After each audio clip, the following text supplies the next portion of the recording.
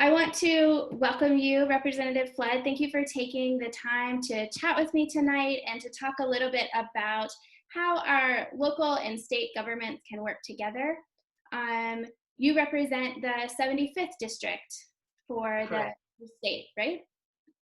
Yes, I do. Liz, thank you so much for inviting me here this evening. This is a vital topic, and it's one of the reasons why I'm eager to support your candidacy uh, on just this kind of topic. So why don't we dive in? Yeah. So my first question for you is that at all levels of government, we see a pretty siloed approach where um, you'll often hear elected officials say something like, this is handled by the state, or the school board is in charge of that decision.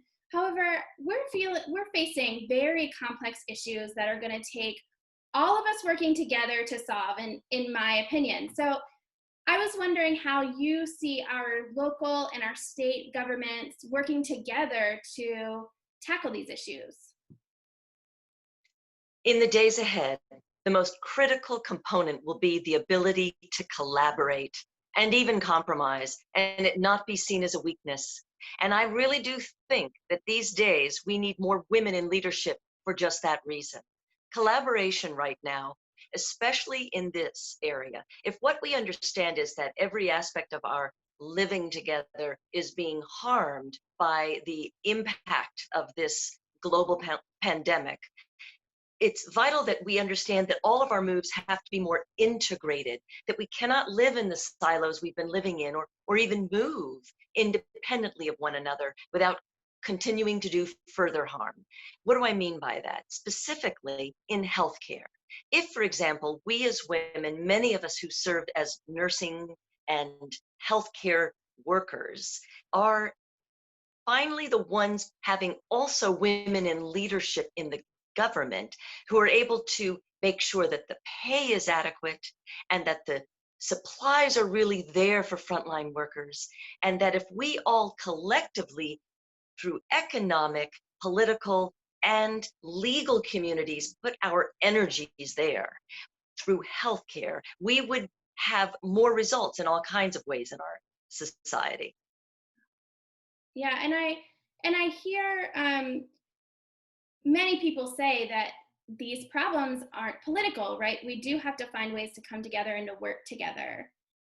So thinking about that and the upcoming legislative session, what would you deem as important priorities in the upcoming session, particularly as they relate to local government? That's such an important insight into what I was attempting to get at is when we come at things politically, it matters to know we have to collaborate. But if we only come at them politically, we won't get to the better solutions that these times demand of us. So, to the specific question you asked, say that question again, what it was there. I wanted to get back to that last point. Yeah, in the upcoming legislative session, what do you deem as important priorities, particularly when we're talking about this relationship to look from between state and local government? This is a time when city governments, new leadership, needs to approach the state and come to those of us and say, we have to be more in control of conversations that lead to new sources of revenue with our voting public. Because if the state continues to restrict the ability of state and local governments to have those kinds of more intimate conversations with voters about what they're willing to pay for so they can see improvements on the streets, in hospitals, in schools, places that matter to them, libraries, they will make choices that are different than if the state were determining it at this point in time, especially. But the state has been reluctant over the course of decades to release any kind of real revenue generating abilities to local governments. And I think it's been a mistake and one that's now time for fresh leadership, women, to come and say, give us the ability to manage well our communities. Yeah, I think about this a lot because we have a lot of conversations here in Lexington about how our revenue in the city has really flattened and in some ways decreased relative to the expenses that we have to provide services. And right now, in this time in particular, the ability for us to meet our residents' basic needs is really being strained. We have people struggling with housing, facing eviction, or trying to find affordable homes. Food access issues. Like, it was a big deal when we had to close down schools because of a lot of families and kids got food through their school system. So when we're facing challenges like that, and knowing that we have to meet the needs of our residents here, we do have to be thinking about this balance. And I think one of the things that we have to do to address it is look at innovative ways to tackle the problem, and that includes incorporating state government and working to change some of the legislation that restricts us. I think that's a critical point. And this is a moment where you could be coming as well to the state and saying, not only would we encourage you to free our hands, but allow us to help you to solicit real support from the federal government right now, right? Because we're the federal government doing its part and actually sending dollars our way right now while we're in a global pandemic. We would be able to be more generous, I believe, as a state to our local governments. I think the moment is right, but truly, at a moment when we might have the heart to do it, we still won't have the means because there's no new revenue sources at this point.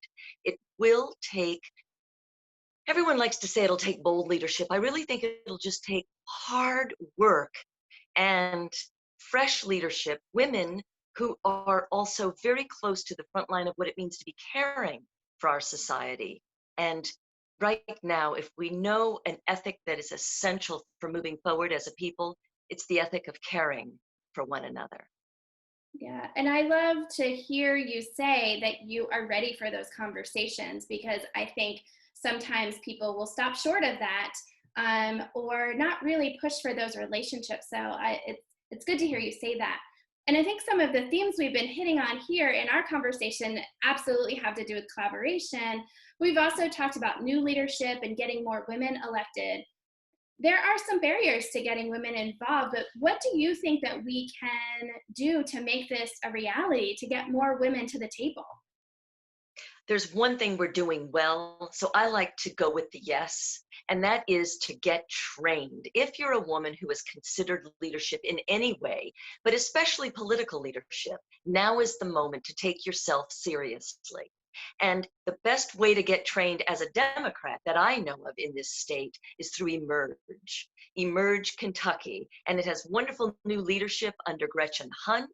And it is a statewide program. You've been through it. I'm on the advisory board.